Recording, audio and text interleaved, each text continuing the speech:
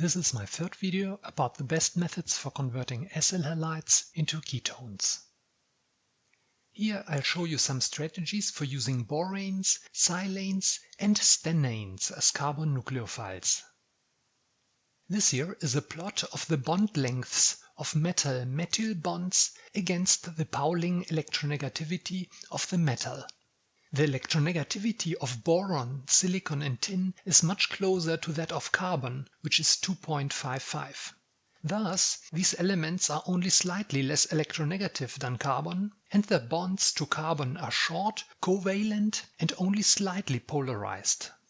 These compounds are much less reactive and easier to handle than the polar organometallics discussed in the previous video, but will often require catalysis to convert acyl halides into ketones. Boranes, silanes and stennanes only rarely transfer alkyl groups to acyl halides. Usually, Lewis acid catalysis is required for this reaction to further activate the acyl halide. If the metal has empty orbitals capable of interacting with the acyl halide oxygen atom, this can help, but only if the metal is sterically accessible. Vinyl or aryl silanes and stennanes are much more reactive toward acyl halides, because these elements stabilize carbocations in beta position. These reactions may proceed without catalysts, but can also be catalyzed by Lewis acids or palladium complexes. Also, alkenyl derivatives of boron, silicon and tin undergo ipsoacylation by acyl halides by a similar mechanism as shown here. Similarly, again because of the beta effect of silicon and tin, allyl derivatives are also much more reactive than simple alkyl silanes or stennanes and are acylated at the allylic double bond. Similar to arylations or vinylations of derivatives of boron, silicon and tin, also acylations can be catalyzed by complexes of palladium serum. These reactions are assumed to proceed by intermediate formation of a palladium acyl complex, which, after halogen alkyl or aryl exchange, undergoes reductive elimination to yield the ketone and regenerates the catalyst. Because boranes, silanes and stennanes do not hydrolyze readily, no strictly anhydrous conditions are required, as with the more polar organometallics of the previous presentation. Moreover, these reactions proceed with high and predictable regioselectivity, often giving good yields of the expected ketone. No reaction of the ketone with the nucleophile to yield tertiary alcohols is usually observed. Unfortunately, most boranes, silanes and stennanes are quite expensive and can therefore only be used for the preparation of valuable fine chemicals. And as with most other ketone synthesis, a stoichiometric amount of inorganic waste is generated, which again limits the scale at which these reactions can be run. Simple trialkyl boranes, despite their ability to bind to the oxygen atom of carbonyl groups, do not usually transfer alkyl groups to acyl halides. Tetraalkyl borates, however, are more nucleophilic and, as shown on this slide, react under relatively mild conditions with acyl chlorides to yield ketones.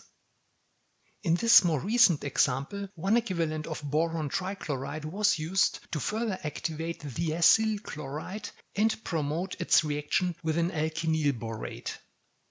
Although this example might be of theoretical interest, there are more convenient ways to acylate terminal alkynes, for instance under the conditions of the Sonogashira reaction with catalytic amounts of copper and palladium and a weak base.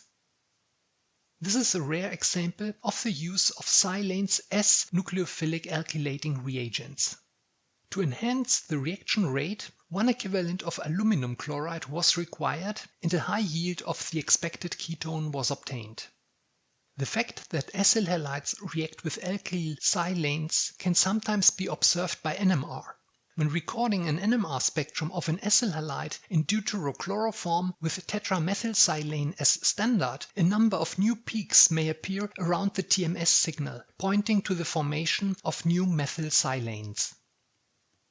This example shows that vinyl silanes are more reactive toward electrophiles than alkyl or aryl silanes. Again, the use of aluminum chloride was required to activate benzoyl chloride, but the reaction was complete after only 3 hours at -30 degrees Celsius. Only the vinyl group was transferred to the acyl chloride, without racemization at the allylic position.